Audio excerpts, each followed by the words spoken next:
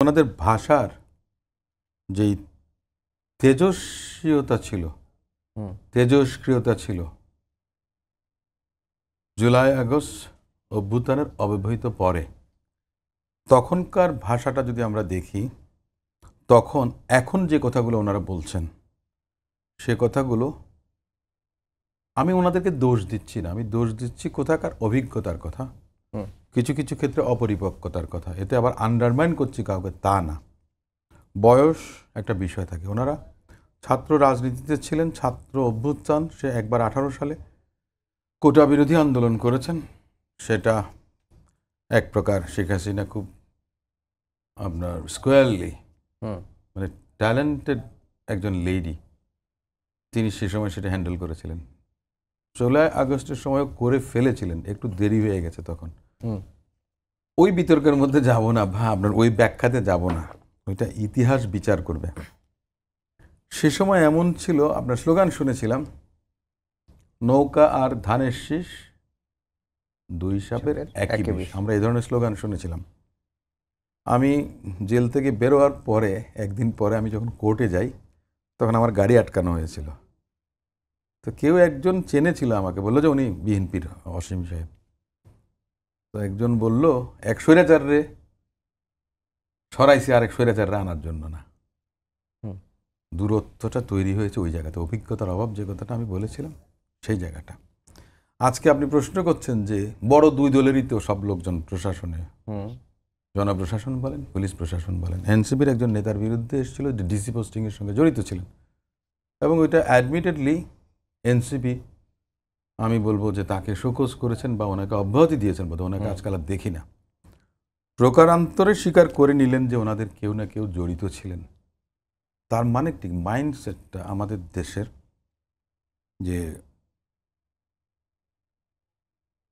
চর্চা যদি না থাকে, রাজনৈতিক পরিসরে, বৃহত্তর রাজনৈতিক পরিসরে যদি চর্চা না থাকে, বিশ্ববিদ্যালয় কিংবা ছাত্র রাজনীতির চারণ ক্ষেত্র যেটাকে আমরা বলি, সেই ক্যাম্পাসের রাজনৈতিক ভূমিকা আর রাজপথের রাজনৈতিক ভূমিকা কিন্তু একটু ভিন্ন রকম।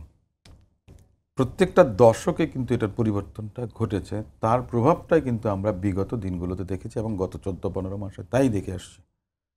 যেই কথাগুলো আপনার কাউকে আক্রমণ করে বলেছিলেন, সেটা যদি সরকারকে বলতেন যে স্বৈরাচারের দোসর, আমার বোন যে কথাটা বলেছেন, উনি কি জানেন যে পুলিশের ওসি এবং ইন্সপেক্টর কতজন লাগে থানাগুলোতে?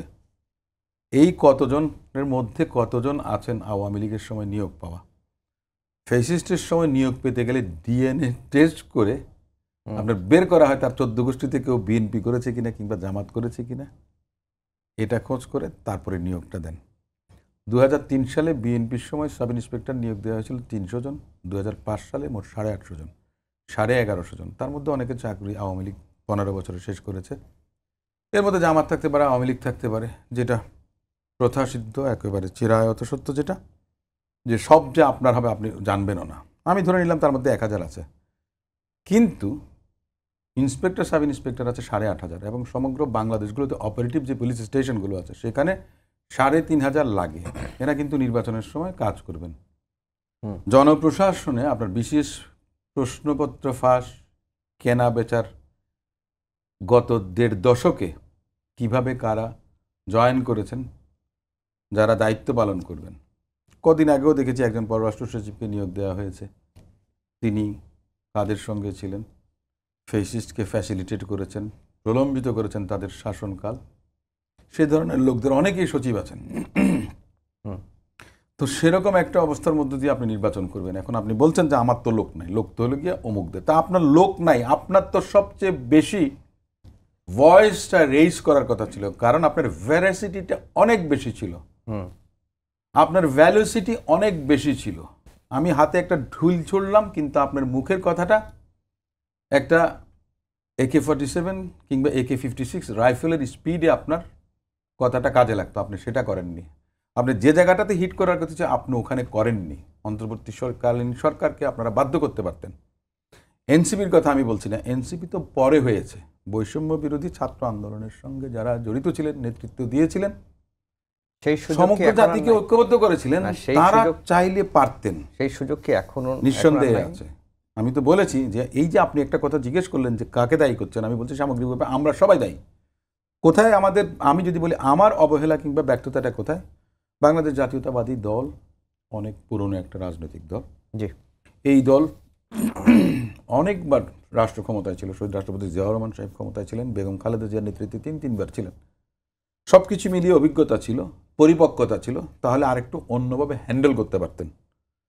যারা অপেক্ষাকৃত নবীন বা তরুণ, তাদেরকে বুঝিয়ে বলার একটা সুযোগ ছিল, সেটা করতে পারতেন। জামাত ইসলাম তাদের রাজনীতি করছেন, জামাত তো বাংলাদেশ জাতীয়তাবাদী দলের সঙ্গে জোটেও ছিলেন, যুগপৎ আন্দোলনেও ছিলেন। কিন্তু জুলাই আগস্টের আগ পর্যন্ত দীর্ঘদিন ধরে জামাতের সঙ্গে বিএনপির একটা শীতল এক ধরনের কোল্ড ওয়ারের মতো আর কি অবস্থান ছিল। কিন্তু সবকিছু মিলিয়ে সবাই তো ফেসিস্টের বিরুদ্ধে তো আন্দোলন করেছিলেন, তাহলে একটা প্ল্যাটফর্মে কেন আমরা থাকতে পারিনি? এই মতানৈক্য আপনার কেন, এই বিভেদ, এটার জন্য প্রত্যেকের দায় আছে।